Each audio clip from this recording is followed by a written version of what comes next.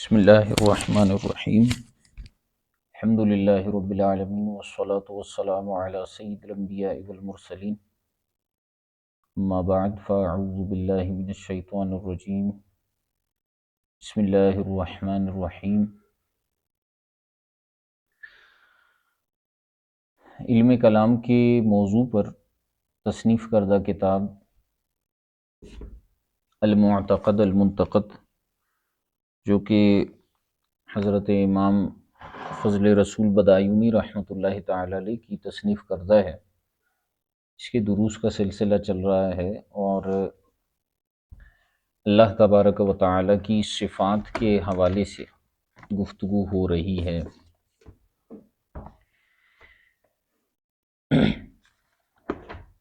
جو سبق ہمارا چل رہا ہے وہ اللہ تبارک و تعالی کے صفت کلام پر ہے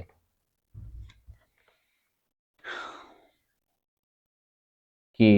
اللہ متکلم بکلام قدیم قائم بذاتہ، کہ اللہ تبارک و تعالی متکلم ہے اپنے کلام قدیم کے ساتھ جو کہ قائم بذاتہ ہی ہے۔ کل اس پر یہ گفتگو ہوئی تھی کہ اس کے متکلم ہونے پر، متکلم بکلام ہونے پر تمام انبیاء کرام علیہم الصلاۃ والسلام کا اجماع ہے، ٹھیک ہے، اور وہ اس طرح سے کہ بیان فرمایا کہ انبیاء کرام علیہم الصلاۃ والسلام فرمایا کرتے تھے کہ امر بکذا ونہی عن کذا واخبر بکذا، کہ اللہ تبارک و تعالیٰ نے اس چیز کا حکم دیا، اس چیز سے منع فرمائے، اس چیز کی خبر ارشاد فرمائی، اور امر نہیں اور خبر جو ہے اخبار، یہ سب کلام ہی کی اقسام میں سے ہیں۔ پھر یہ بھی ہم نے بیان کیا کہ اس کا کلام جو ہے وہ قدیم ہے، کیونکہ اگر قدیم نہ مانا جائے اور حادث مانا جائے تو حادث کا قیام جو ہے وہ اس کی ذات کے ساتھ نہیں ہو سکتا، اور اسی طرح اس کا جو کلام ہے وہ قائم بذاتی ہی ہے، صحیح ہے۔ اور پھر یہ بہت اہم گفتگو ہوئی تھی کہ والمتکلم الموصوف بالکلام لغتاً هو من قام الکلام بنفسہ، وہ متکلم جسے کلام کے ساتھ متصف کیا جاتا ہے وہ لغت میں اسے کہتے ہیں کہ جس کے ساتھ کلام جو ہے وہ قائم ہوتا ہے بنفسہ، اس کو متکلم نہیں کہا جاتا کہ من اوجد الحروف فی غیرہ، جو کسی غیر میں حروف کو ایجاد کرے، ٹھیک ہے، اسے متکلم نہیں کہتے۔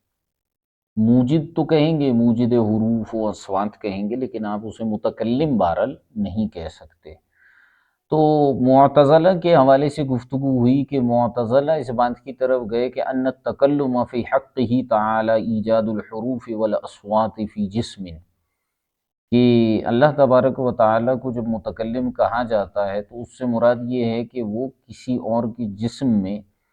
حروف اور اصوات کو ایجاد کر دیتا ہے، تو وہ جو کلام کرتا ہے وہ لوگ کہتے ہیں یہی اللہ کا کلام ہے، ٹھیک ہے، کسی نبی کے ذریعے سے یا کسی فرشتے کے ذریعے سے، تو جو کلام وہ ہوتا ہے وہ کہتے ہیں وہی ایجاد حروف و اصوات ہی اللہ کا کلام ہے، ٹھیک ہے۔ اچھا، تو انہوں نے کہا کہ فما ذهب الیہ المعتزلة من ان التکلم فی حقہ تعالی ایجاد الحروف والاصوات فی جسم مخالفۃ للغت من غیر ضرورت، یہ لغت کی ایسی مخالفت ہے جو غیر ضروری ہے، لیس بحرف ولا صوت لانہ صفۃ لہ وہو متعال عنہ،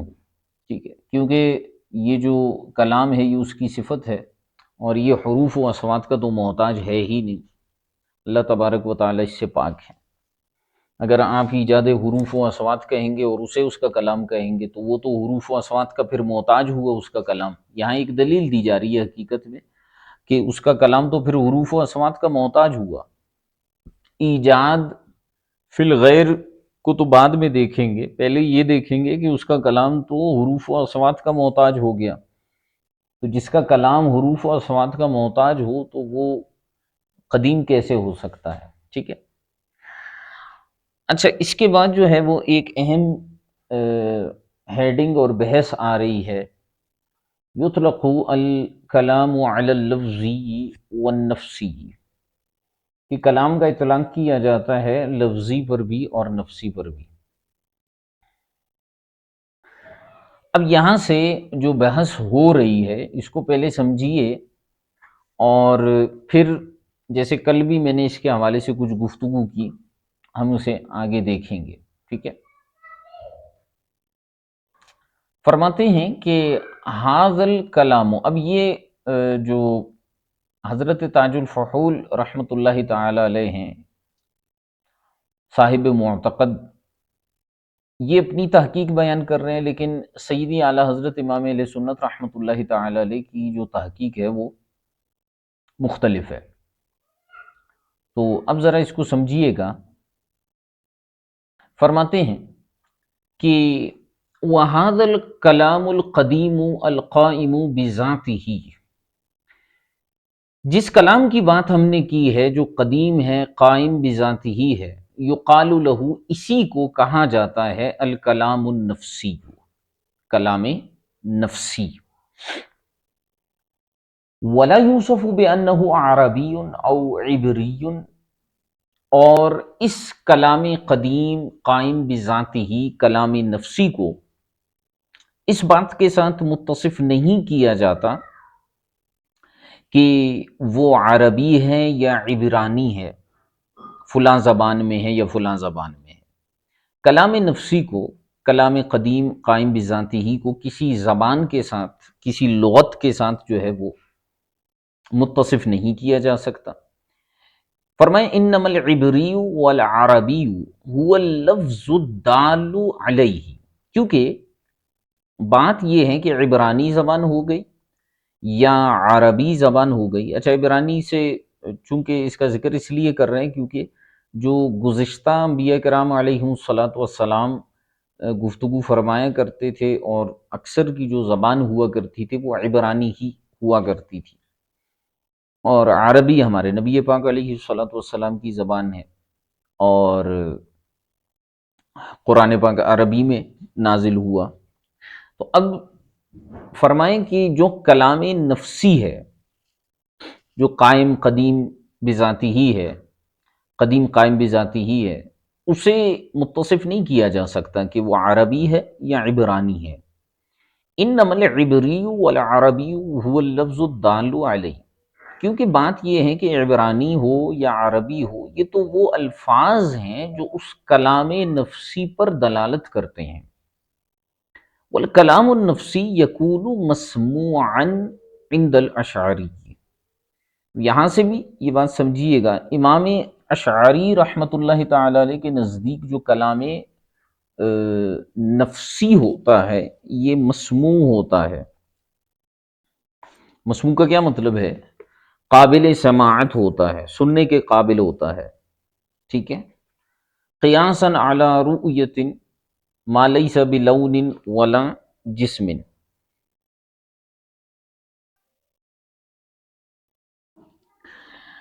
انہوں نے قیاس کیا ایسی چیز کے رویت پر، دیکھنے پر، جس کا کوئی جسم نہ ہو اور کوئی رنگ نہ ہو، یعنی ایسی چیز جس کا کوئی رنگ نہ ہو اور جس کا جسم نہ ہو، وہ مرئی ہو سکتا ہے، قابل رویت ہو سکتا ہے۔ تو اسی طرح جو کلام نفسی ہے وہ قابل سماعت ہو سکتا ہے، مسموع ہو سکتا ہے، ٹھیک ہے۔ وَنُسِبَ مَنْعُهُ إِلَى مَاتُرِیدِیٍ، حضرت امام ابو منصور ماتوریدی رحمۃ اللہ تعالی علیہ کی طرف جو ہے اس قول کی کا منع وہ منسوب ہے، یعنی یہ جو امام اشعری نے فرمایا نا کہ کلام نفسی مسموع ہوتا ہے، ٹھیک ہے، تو امام ماتوریدی رحمۃ اللہ تعالی علیہ ان کی طرف منسوب ہے کہ انہوں نے اس قول کا منع کیا ہے۔ منع یہ مناظرے کی اصطلاح ہے، یعنی آپ نے اس قول کا رد فرمایا ہے، ٹھیک ہے، آسان الفاظ میں۔ اچھا، وصاحب التبصرتی، اور جو صاحب تبصرہ ہیں، منع المنع واستند بعبارت کتاب التوحید، صاحب تبصرہ نے کیا کیا کہ آپ نے منع کو منع فرمایا، ٹھیک ہے، یعنی منع کے اوپر امام ماتوریدی نے جو منع کیا تھا اس کو آپ نے ممنوع قرار دیا، اس پر منع وارد فرمایا، اور وستند بعبارتی کتاب التوحید، اور کتاب التوحید کی عبارت سے جو ہے آپ نے دلیل پکڑی۔ اچھا، یہ کتاب التوحید کون سی والی ہے؟ یہ کوئی یہ نہ سمجھے کہ یہ کتاب التوحید وہ جو پچھلے دنوں ہم نے ذکر کیا تھا کہ شیخ عبد الوہاب نجدی کی کتاب ہے، یہ وہ نہیں ہے۔ ای کتاب التوحید حاشیہ نمبر 1 دیکھیں، الکتاب التوحید و اثبات الصفات، مسئلۃ مذہب الاعتزال فی صفات الذات والصفات الفعل والرد علیہا لابن منصور لابی منصور محمد بن محمد الماتوریدی، امام ابو منصور ماتوریدی رحمۃ اللہ تعالی علیہ کی کتاب ہے کتاب التوحید۔ اب صاحب تبصرہ، یہ ان کا ذکر پیچھے بھی گزر چکا ہے، تبصرۃ الادلہ والے، انہوں نے جو ہے وہ امام ماتوریدی رحمۃ اللہ تعالی علیہ کے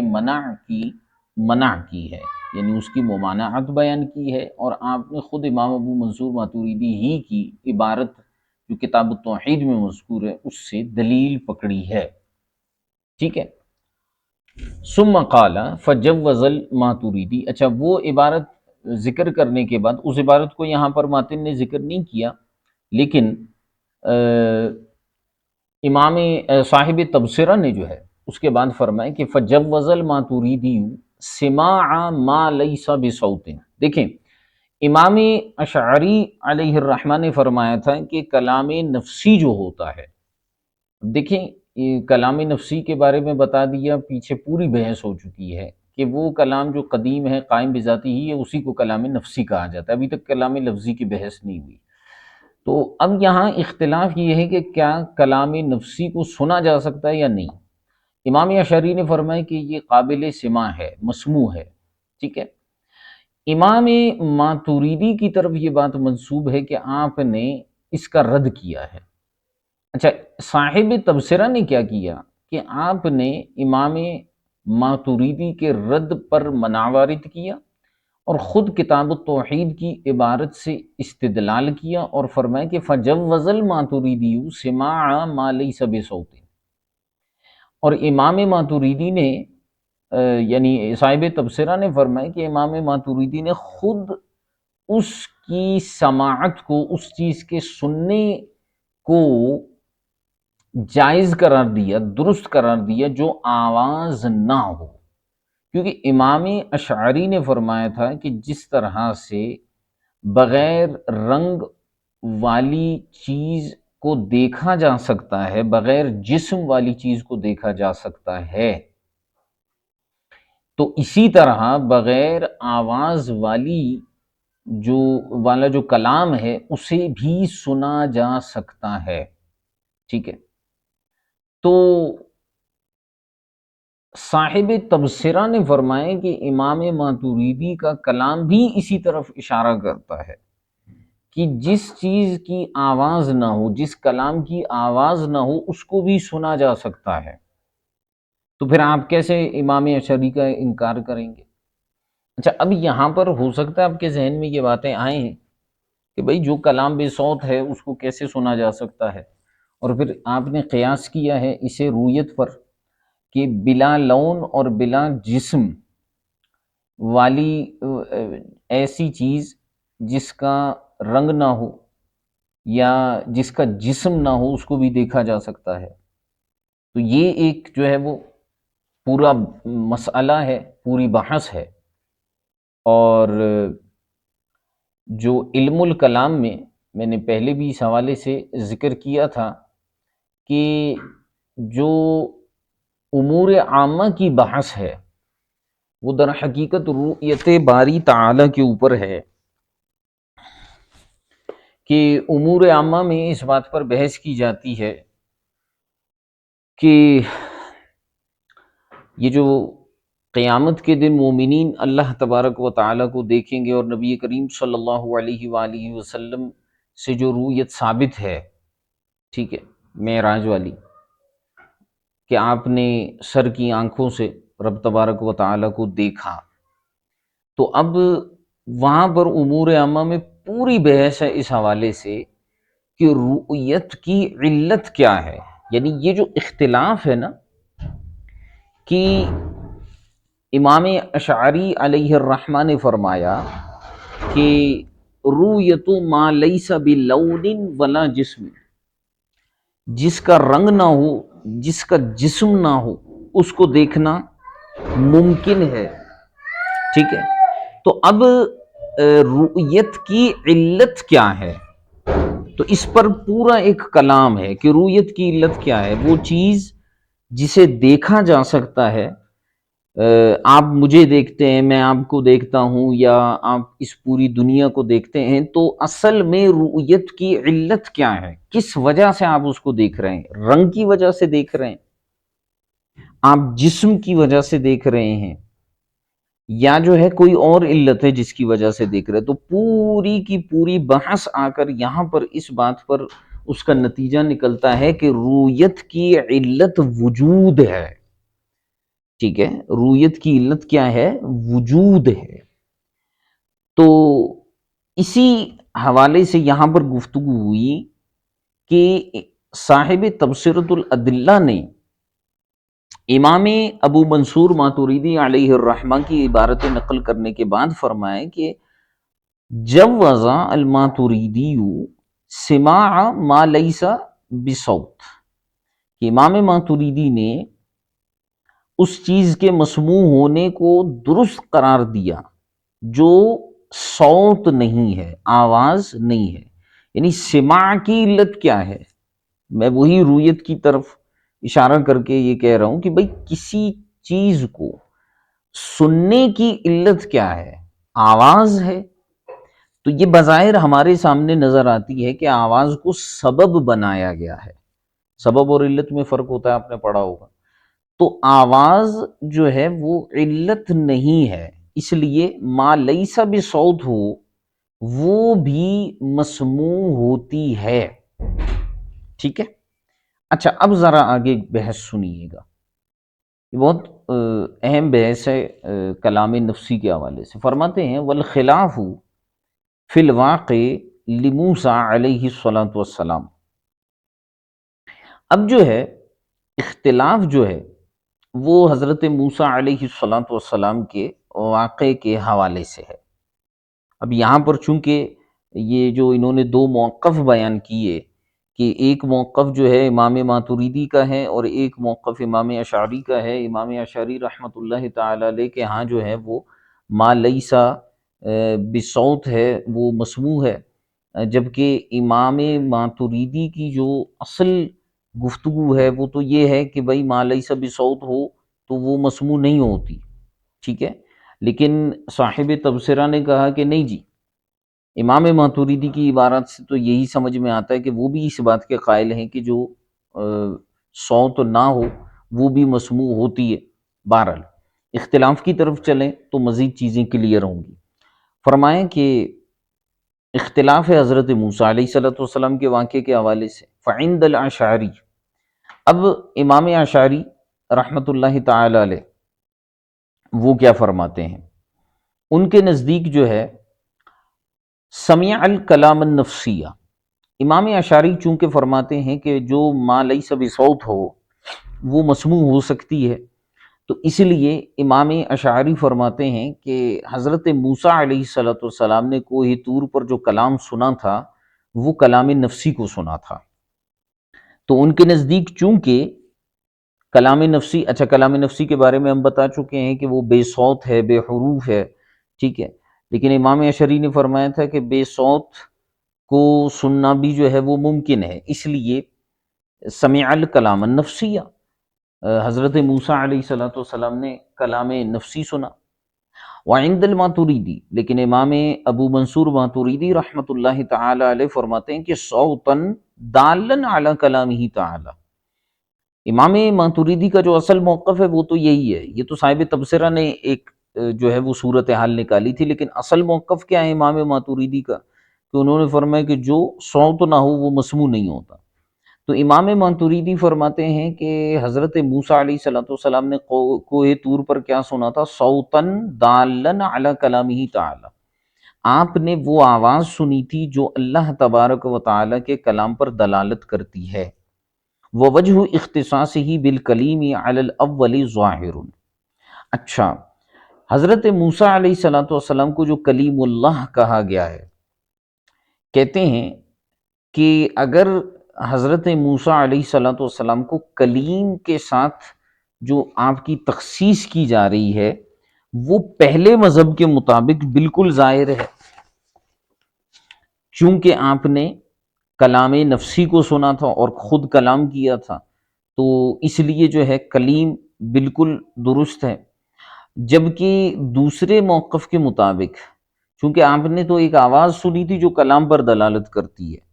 تو گویا کہ اس حیثیت سے تو براہ راست کلام نہیں ہوا تھا۔ دوسرے موقف یعنی امام ماتوریدی پر یہ اعتراض ہوگا، پھر حضرت موسیٰ علیہ السلام کو کلیم اللہ کیسے کہیں گے؟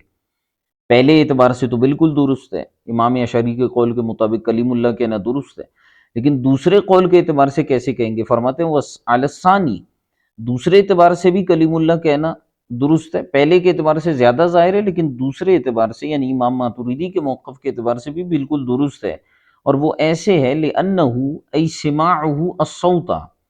کہ حضرت موسیٰ علیہ السلام نے اگرچہ آواز سنی تھی عَلَى وَجْهٍ فِيهِ خَرْقُ الْعَادَةِ، آپ نے جو آواز سنی تھی وہ ایسے سنی تھی کہ جس میں خرق عادت ہے، جس میں خرق عادت ہے یعنی خلاف عادت ہے۔ اذ ہوا سماع بغیر واسطۃ الکتاب والملکی، کیونکہ وہ ایک ایسی صفات سما تھی۔ میرے پاس کاپی بنی ہے لیکن میں نہیں دوں گی۔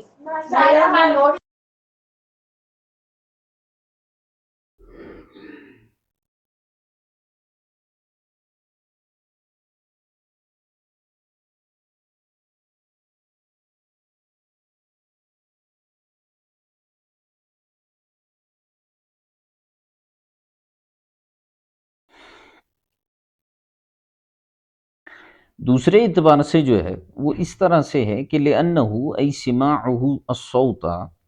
کہ حضرت موسیٰ علیہ السلام کا اس آواز کو سننا علی وجہ فیہ خرق العادتی، اس حیثیت سے ہے کہ جو خرق عادت ہے یعنی خلاف عادت ہے۔ صحیح ہے؟ اچھا ایک منٹ ذرا صبر کیجئے گا۔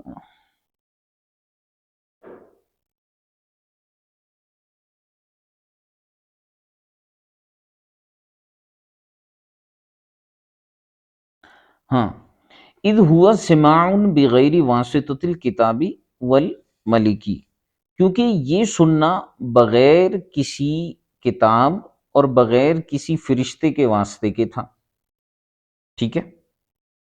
تو اس لیے حضرت موسیٰ علیہ السلام کو کلیم اللہ کہا جاتا ہے، اگرچہ انہوں نے ایک آواز سنی تھی۔ وَيُطْلَقُ الْكَلَامُ عَلَى الْمَعْنَيَيْنِ، اور کلام کا جو اطلاق ہے وہ دو معانی پر کیا جاتا ہے، بالاشتراک المعنوی او اللفظی، اشتراک معنوی اور اشتراک لفظی کی وجہ سے۔ والاوجہ الاول، اور جو زیادہ پردلیل ہے یعنی زیادہ بہتر ہے وہ پہلی ہے، علی ان الکلام مطلقا اعم من اللفظی والنفسی، وہ اس بنیاد پر کہ کلام مطلق ہے چاہے وہ لفظی ہو یا نفسی ہو۔ اچھا یہاں اس اوپر عبارت کو دیکھیے گا کہ یہ جو فرمانا چاہ رہے ہیں اس عبارت کو تھوڑا سا ہم واضح کرنے کی کوشش کرتے ہیں کہ کلام کے دو معنی ہیں، کلام کے دو معانی ہیں،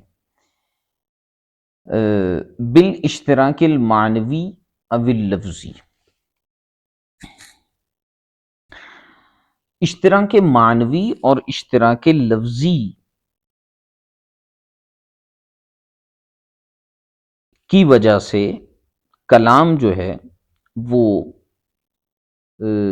دو معانی پر مشتمل ہے۔ اشتراک معنوی اور اشتراک لفظی کا مطلب یہ ہوتا ہے کہ معنن جو ہے وہ اشتراک پایا جائے، یا جو ہے وہ لفظاً اشتراک پایا جائے۔ اچھا ایک منٹ ذرا صبر کیجیے گا۔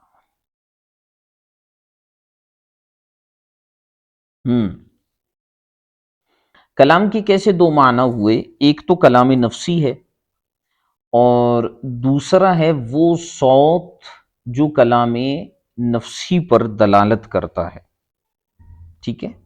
جیسے حضرت موسیٰ علیہ الصلوۃ والسلام کے حوالے سے امام ماتوریدی رحمۃ اللہ تعالی علیہ اس آواز کو، اس صوت کو بھی کلام فرما رہے ہیں۔ آپ ذرا بات کو سمجھیے گا، حضرت موسیٰ علیہ الصلوۃ والسلام نے جو کوہ طور پر آواز سنی وہ بھی کلام شمار کر رہے ہیں امام ماتوریدی۔ تو اب امام ماتوریدی پر یہ اعتراض ہوا تھا کہ آپ نے تو اس آواز کو بھی کلام شمار کیا ہے، ٹھیک ہے؟ تو یہاں پر ماتن نے جو ہے اسی اعتراض کی طرف اشارہ کرتے ہوئے اور اس کا جواب دیتے ہوئے فرمائے کہ یطلق الکلام علی المعنیین، کلام کا دو معنی پر اطلاق کیا جاتا ہے، ایک تو کلام نفسی پر، اور ایک ہے وہ صوت، وہ آواز جو کلام نفسی پر دلالت کرنے والا ہو، ٹھیک ہے؟ بالاشتراک المعنوی او اللفظی، یا تو اشتراک معنوی کی وجہ سے یا اشتراک لفظی کی وجہ سے۔ اشتراک معنوی اور اشتراک لفظی کی مزید وضاحت یہ ہے کہ دیکھیں، جو معنی کلام لفظی کا نفسی کا ہے، یعنی جو معنی کلام نفسی سے سمجھ میں آ رہا ہے، وہی معنی صوت سے بھی سمجھ میں آ رہا ہے، تو ہم یہ کہیں گے کہ کلام لفظی اور کلام نفسی میں اشتراک معنوی ہے۔ اچھا، دوسری بات یہ ہے کہ جو کلام لفظی ہوگا، یعنی صوت جو ہے اس میں الفاظ ہوں گے، اور وہ الفاظ ان معانی پر دلالت کر رہے ہیں جو کلام نفسی میں ہیں، کیونکہ کلام نفسی میں تو الفاظ نہیں ہیں، تو کلام نفسی پر دلالت کرنے والے جو الفاظ ہیں یعنی کلام لفظی، ان دونوں کے درمیان بھی اشتراک پایا گیا، اور یہ اشتراک لفظی ہے۔ اس حیثیت سے بھی کلام کا اطلاق دونوں معنی پر کیا جاتا ہے۔ والاوجہ الاول، اور اشتراک معنوی والی بات زیادہ مناسب ہے کہ کلام نفسی کا جو معنی ہے وہی کلام لفظی کا معنی ہے۔ فرماتے ہیں والاوجہ الاول بناء علی ان الکلام مطلقا اعم من اللفظ والنفسی، کہتے ہیں زیادہ بہتر یہی ہے کہ اس بات کے اوپر بنیاد رکھی جائے کہ کلام جو ہے وہ مطلق ہوتا ہے، چاہے وہ لفظی ہو چاہے وہ نفسی ہو، فیکون اطلاقہ فی کلا المعنیین حقیقتا مع وحدۃ الوضع۔ لہٰذا اب یہاں پر یہ سوال پیدا ہوا کہ اگر آپ کلام لفظی اور نفسی کے اوپر کلام کا اطلاق کرتے ہیں کہ کلام لفظی کو بھی کلام کہہ رہے ہیں اور کلام نفسی کو بھی کلام کہہ رہے ہیں، تو کیا کلام جو ہے لفظی میں حقیقت ہے یا نفسی میں حقیقت ہے؟ اچھا، اگر کلام کو لفظی میں حقیقت مانیں گے، یعنی کلام کا حقیقی معنی کلام لفظی ہے، ٹھیک ہے، تو پھر کلام نفسی مجاز ہو جائے گا، اور اگر کلام کا جو حقیقی معنی ہے وہ نفسی ہے تو پھر کلام لفظی مجاز ہو جائے گا۔ تو فرمائے کہ ایسا نہیں ہے، فَيَكُونُ إِطْلَاقُهُ فِي كِلَا الْمَعْنَيَيْنِ حَقِيقَةً، کہ کلام کا اطلاق دونوں معنی پر، یعنی لفظی پر ہو یا نفسی پر ہو، دونوں معنی پر حقیقت ہی ہے، مع وحدت الوضعی، وحدت وضع کے ساتھ ساتھ، یعنی ان کی وضع ایک ہی کلام کے لیے ہوئی ہے، تو اس لیے جو ہے اللہ آپ کا بھلا کرے، کلام لفظی میں ہو یا نفسی میں ہو، دونوں میں حقیقتاً ہی استعمال ہوتا ہے۔ اذ الوضع للقدر المشترک، کیونکہ وضع جو ہے وہ قدر مشترک کے لیے کی گئی ہے، وہو متعلق التکلم عام من کونہ معنی نفسیا او لفظا، اور وہ تکلم کے متعلق ہے، اب یہ بات عام ہے کہ وہ نفسی کے معنی میں ہو یا لفظی کے معنی میں ہو، وکیف ما کان، اور جس طرح سے بھی ہو، لا بد فی مفہوم التکلمی من قیام المعنی۔ اچھا، اس کو آج کے سبق کو یہیں تک ہم رکھ لیتے ہیں، اور اس میں جو ہے وہ مزید گفتگو اللہ نے چاہا تو ہم کل کریں گے، اور مزید اس پر کچھ ڈیٹیل کے ساتھ گفتگو کرنی ہے۔ انشاءاللہ الکریم اس پر ہم مزید گفتگو کل کریں گے۔